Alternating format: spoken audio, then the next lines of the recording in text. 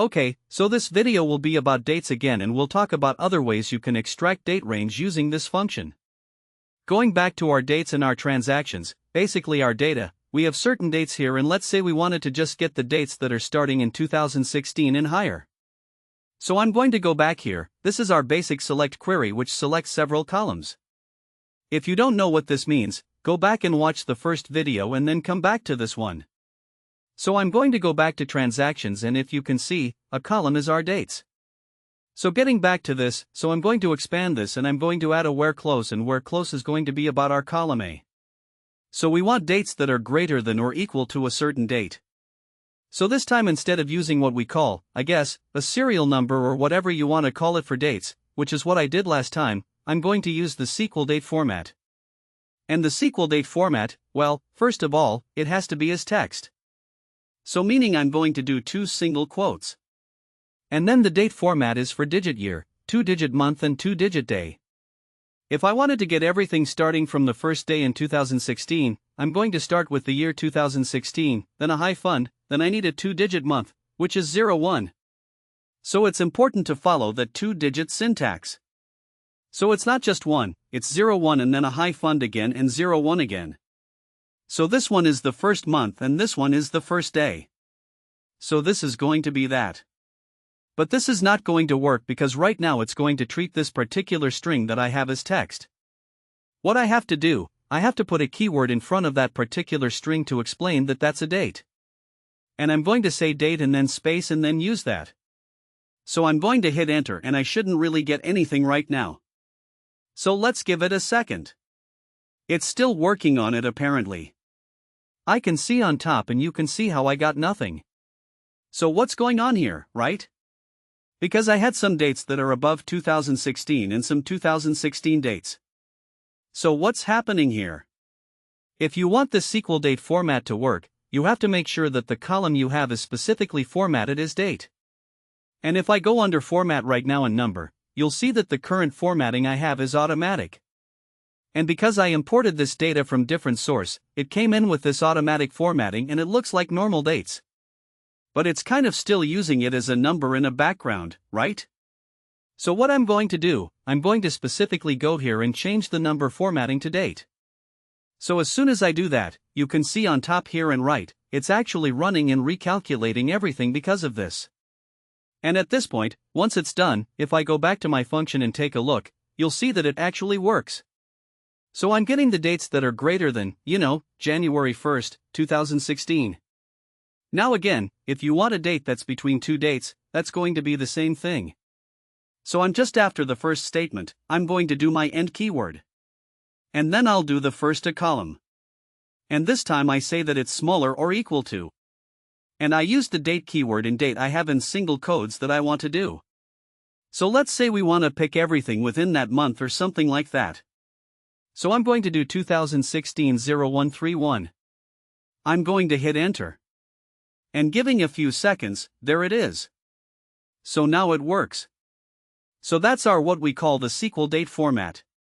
Now the challenge you may have sometimes is that you may have some regular dates entered here in your cells. What you want to do is dynamically plug it inside of your query you have here to make it work. The way you're going to accomplish it, you have to convert somehow this date to this date. Well, obviously what you can do, you can just ignore this date format and just type this format that we have for dates and you'll be good. Just concatenate as I did in the last video. But what if you want to keep this particular date formatting, but want it to still work? So to make sure it works, you have to convert this to this, right? The formatting. So you can do this using a function called text. So I'm going to use text function. And what text function does, it basically will take a number and you can format it the same way you can use like custom formatting only within a function. So after I chose the number, in this case, a date, right? Number, I'm going to do a comma and the second thing is formatting. So you can see as a sample here, it says, if the origin number is 1, 2, 3, and you want to basically put it in dollar formatting, you can do $0, 0.00. What we want is a date formatting. So the format needs to be in quotes. So meaning it's a text format, right? So what I'm going to do, I'm going to provide the formatting, and the formatting is going to be 4-digit year. So YYYYY hyphen, then 2-digit month, MN hyphen, and DD 2-digit year. So if I enter, you see how we convert this into this. And now we can use that inside of our function. First of all, let's get the same guy, 2016, 0101, right? So it's really 11/26. Now in our regular date format. So now that's what it converts to. So I'm going to go ahead and copy that function that converts it to that formatting. And as you can see, I'm not using the equal sign, just a function. I'm going to go ahead and copy this with Ctrl+C or Command+C, hit escape, and go back to this function. And what I'm going to do, and notice that I still have this equal sign. That's why I can treat this as basically formula. And I want to replace this number that I have here with the function that's going to create that number in that particular format. So I'm going to delete that double quotes to separate the two parts. And I use the %, which is our plus sign or join for text, I guess. I'm going to paste the function. And then another % to join the remaining part of this string. If you're not sure what I'm doing with this concatenation in a previous video, I've covered this. So go ahead and watch that first. So I'm going to go ahead and hit enter. And you should see that it still works exactly the same way. It's just now it's more dynamic. Now I'm going to also replace the second part. So this number. So double quotes. Some spaces here to make it simple. You don't have to do the spaces, but I do it to make it more clear. Right. So that's the %. The join sign. I'm going to paste the function. I'll have to change something in this function in a second. And do another % to join that. Now what I'm going to have to change is this is the refers to E2, which is the start date. Now that end date is actually in F2. So I'm going to replace that E2 with F2. Hit enter. And that should get us the results we want. So now we're getting from the 1st in 2016 in January through the 1st, basically June 1st, 2016. And I can delete this.